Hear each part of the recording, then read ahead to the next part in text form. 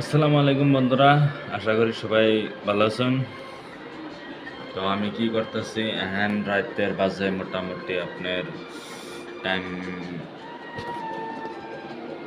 10:46 বাজে। তো এখন আমি করতেছি ডিটিপি, সারাদিন রোজা রেখা তারাবি করে। হ্যাঁ, ডিটিপি কোন স্কুলের এটা তো কম যাব না, টিউশন আছে, ইংলিশ। তো এক্সাম, স্টুডেন্টরা সবাই ভালো করে পড়ো। Exam high school level,